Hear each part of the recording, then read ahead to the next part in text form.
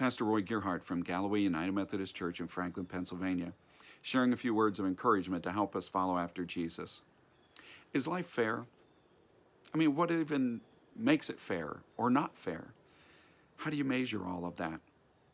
Years ago, I realized that my wife at Christmas time would always make sure that our daughters received exactly the same number of gifts from us. And so it didn't matter that we had spent the same amount of money for their gifts. It didn't matter that we had gotten them something that they asked for. We had to make sure that however those were packaged up, that it always added up to the same number of gifts for them. And one day I realized that it wasn't just my wife that was counting that, my girls were counting that. Way past being little girls, they still took notice of the fact that they got the same number of packages. If we measure fairness in life like that, we're often going to be really disappointed. Life doesn't always tally like that, especially if we try to count it out on a day-to-day basis. We get to the end of the day, and there are plenty of days when we could complain and say, life's not fair. I'm not getting what I deserve. But you got to remember that there are those other days. You know, the days when you know that you have not been good that day. You look at yourself and say, man, you were ugly today. You didn't do right. Sometimes we have to confess at the end of the day, we did it pretty badly and didn't get what we deserved. Many times we look at ourselves and say, I could be in the same boat as that other guy, given the way that I've lived. Well, that's not fair. That's so a key to understanding God's grace. You see, Job's story puts this together for us as Job's friends were sure that life was supposed to tally, that if you do good things, you're supposed to be blessed. And so Job had been extremely blessed and was a very good man. But then Job suffered all of this loss and is having all of these problems. And Job's friends were absolutely sure that that was a demonstration of God's displeasure with him, that Job was being punished for something that he had done wrong. And Job said, no, that's not the case. I didn't do anything wrong. It doesn't tally up that way. Life doesn't add up on a day-to-day basis in those terms. Job could say, this isn't fair.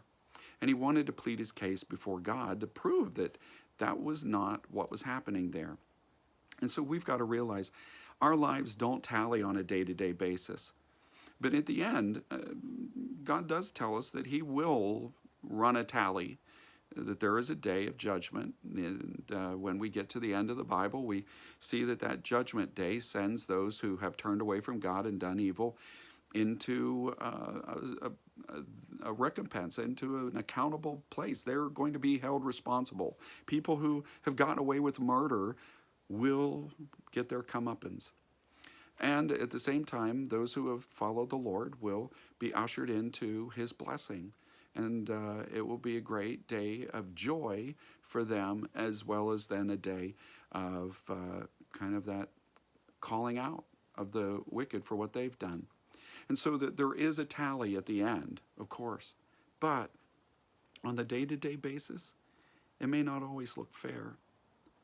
But in that whole process, we realize that there is something else at work in our lives besides just tallying each day and saying, well, you were good today, so you're going to get a cookie, or you were bad today, so you're going to get a beat down. No, there's something else at work that the Bible calls grace. You know, in Romans 5, it says that while we were yet sinners, Christ died for us. He says very seldom will people do that kind of thing for good people, but for us as sinners, Christ did that. Even though we had all fallen short of God's glory, Jesus died for us, was willing to make amends for our wrong. That's grace. That's not fairness. And so we rejoice that God is not always fair and doesn't always pay us back that day, but in fact gives us a chance to have forgiveness, to get a chance to start again, to be transformed. He gives us a chance to even know that when we die, that he has resurrection power to give us life. That's our hope constantly in Jesus. Job expressed that kind of hope in his life. In the 19th chapter, he said, I know that my Redeemer lives.